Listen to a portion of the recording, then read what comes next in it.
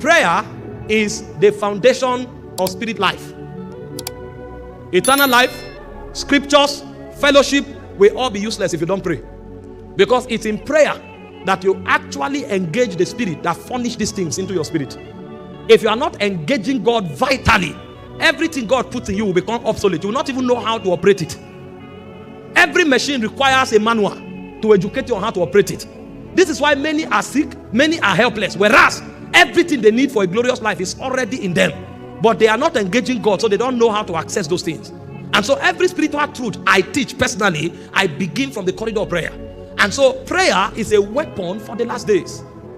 A believer who is not praying is a victim. Please make no mistakes about it. The reason you are not yet victimized is probably because your schedule has not appeared on demonic calendars. The Bible said the devil is prowling like a roaring lion, seeking whom he will devour. So he is checking. He's not omniscient and he's not omnipresent. So he's not everywhere at the same time.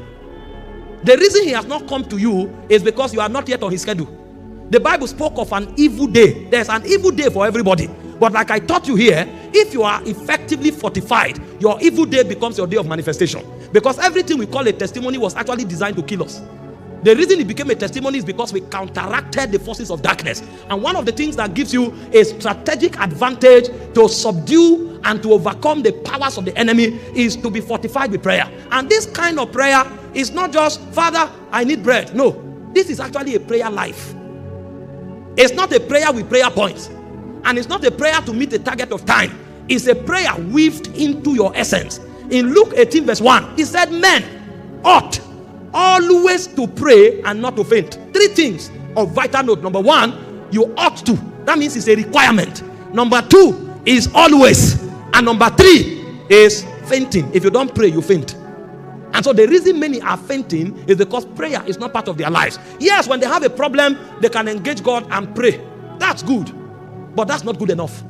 When there is a need, they can go to the prayer altar. That's good, but that's not good enough. A man who understands that is in the last days eats prayer, talks prayer, chew prayer, drinks prayer. In fact, every second of the day, he's vitally connected to God because that is where his strength is.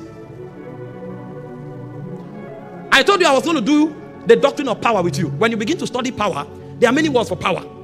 You have iskus, you have kratos, you have dunamis, you have exousia, you have anagazo, you have so many words. You have megatos, you have gagatos. There are so many words for power. But vitally speaking, there are four kinds of power you live with. And there's another power you use to deploy people into God's kingdom. The power you use to deploy people into God's kingdom is called anakazo. There is a technology for building anakazo. The technology for building anakazo is to come into the experience of what you say. If you have not experienced what you say, you can't convict people. You may impress people, they may clap, but conviction will never be formed. This is why God carries us into realms in the spirit. So when we come out, we become custodians of the things we talk about. He said the things that we were from the beginning, which we heard, which we looked upon, and our hands handled of the word of life. He said that is what we've come to commit to you.